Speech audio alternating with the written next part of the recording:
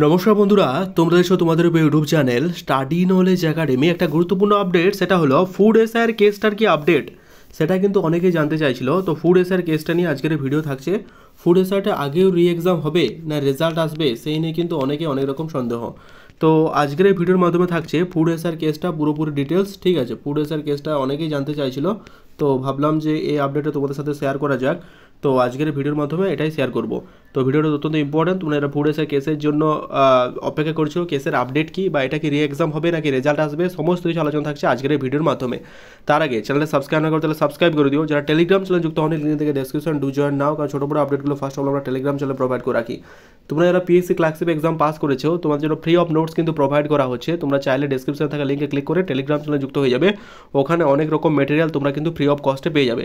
ইতিমধ্যে প্রায় অনেকজন ক্যান্ডিডেট জয়েন হয়ে গেছে, তোমরা জয়েন হয়ে যাবে। আর যারা সাবস্ক্রাইব করে তোমাদের একটা সাবস্ক্রাইব মোটিভেশন ভিডিও আপলোড করা।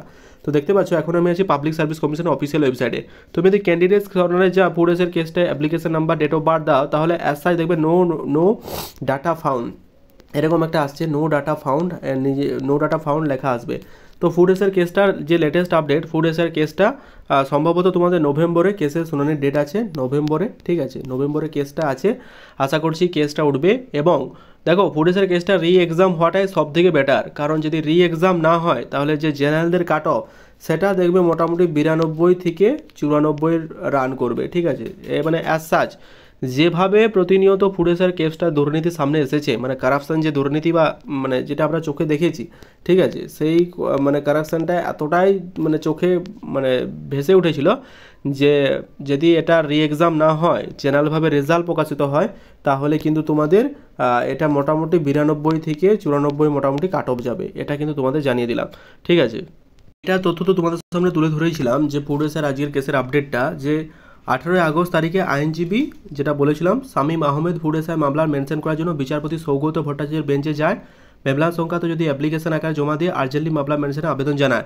বিচারপতি কথোপকথনের সাথে মান্থলি কম্বাইন্ড লিস্টের অ্যাপ্লিকেশন হেডিং দিয়ে মেনশনের কিন্তু তিনি অনুমতি দেন। সেই অনুযায়ী সেপ্টেম্বর মাসে কম্বাইন্ড লিস্ট মামলায় অন্তর্ভুক্ত করা হয়, কিন্তু গোলযোগের বাধে অন্য জায়গায়। সেখানে অ্যাপ্লিকেশন হেডিংয়ের জায়গাটি সেটা অ্যাসাইন ম্যাটার হিসাবে নিয়ে একটু জানিয়ে রাখি। আর সেই অ্যাসাইন ম্যাটারটা 5 থেকে 7 মাস ধরে কোর্টের নিয়মমাফিক রোস্টার পরিবর্তন হলে অ্যাসাইনমেন্টের ক্ষেত্রে বিচারপতির বেঞ্চের পরিবর্তন হয় না।